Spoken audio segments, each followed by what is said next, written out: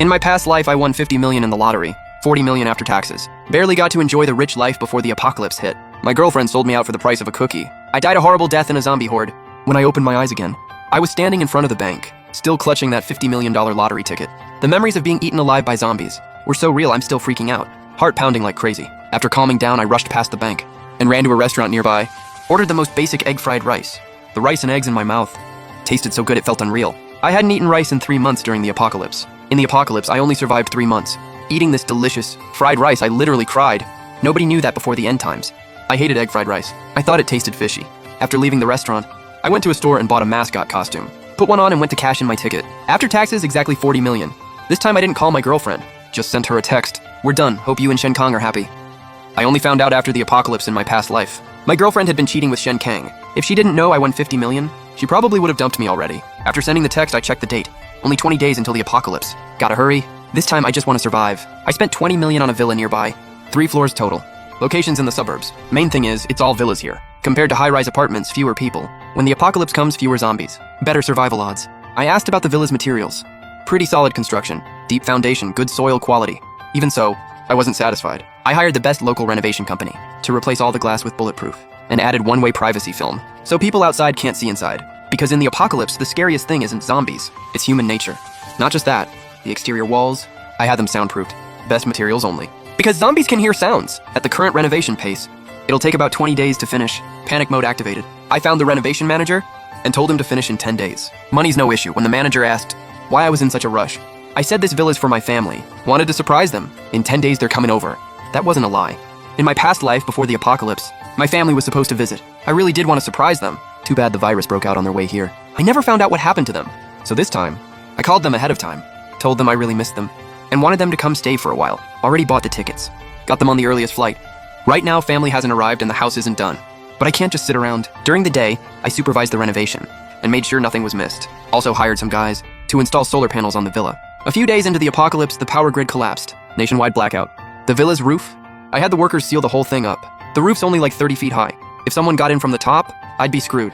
Also sealed all the balconies. Added security bars and bulletproof glass. On top of that, I hit up a hardware store and replaced all the locks with the most secure ones, bank-grade locks, especially the front door. I upgraded it to vault-level security and added 2 more doors. To get in from outside, you'd have to break through 3 doors. Seeing the workers were doing quality work on time, I went to a dealership and bought a heavy-duty SUV plus an RV. In case the villa can't hold, we'd have an escape option.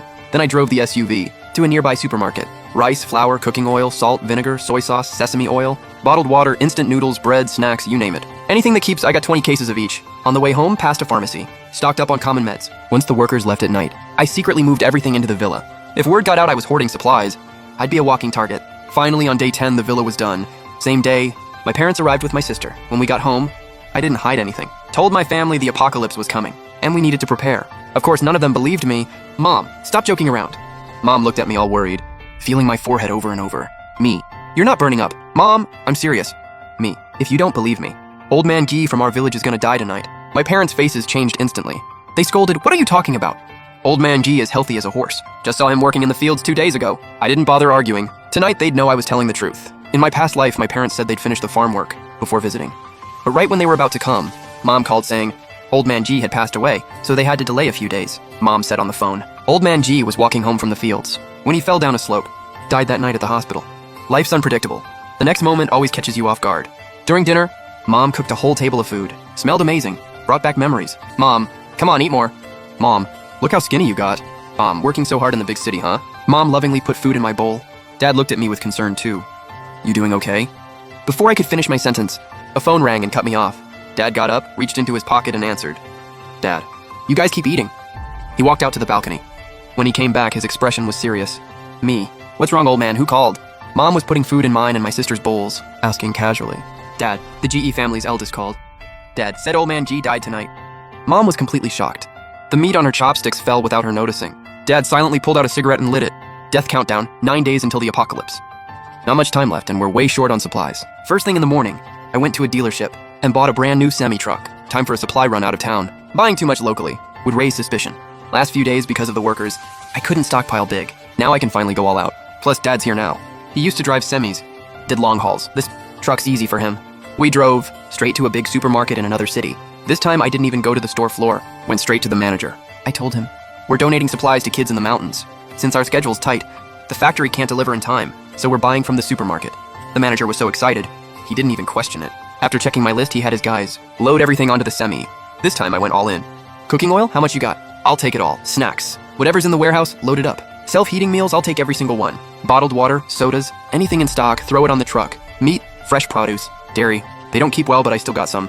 Since meat doesn't store long, I called Mom, who was organizing stuff at the villa, told her to buy 5 big freezers, just for meat. While she's at it, grab some pots, pans, and dishes too. While the workers were loading, Dad spotted some soil in the corner of the warehouse. Bought that too. Also grabbed vegetable and fruit seeds, plus a bunch of water purifiers. We basically emptied most of the warehouse, and the semi was just barely full. Let's buy some clothes and blankets to fill the gaps. I mean, after the apocalypse, the weather gets crazy unpredictable, super extreme, hot and cold. Because of the extreme weather, plenty of people don't make it. Dad agreed. We ended up buying blankets. 10 winter coats each, 10 padded outfits, plus fans, space heaters, electric blankets, and dozens of boxes of hand warmers and cooling packs. By the time we drove back to the city, it was 1 a.m., super quiet, since the semi was too big to fit into the villa area. We spent the night carefully hauling everything in trip by trip. Finally got most of it moved before sunrise. Whatever was left, when we leave for another city, Mom and my sister can move it at night. After resting that afternoon, Dad drove the smaller truck I bought, and we headed to another nearby city. With the experience from before, this run went smooth, but this time, Dad and I decided to stock up on daily essentials, entertainment stuff, and weapons. By the time we got back, a day and night had passed. Mom and my sister had already moved all the remaining supplies into the villa. At this point, floors 2 and 3 were packed with supplies. Once again, nighttime. No one around, time for the family to hustle. This truck was smaller, so we got everything sorted before dawn. Next morning, Dad and I went to the local wholesale market, but didn't buy much. Aside from not wanting to look suspicious, we're basically out of storage space, so we bought about the same as other vendors. On the way back, my phone rang. Didn't expect it to be her.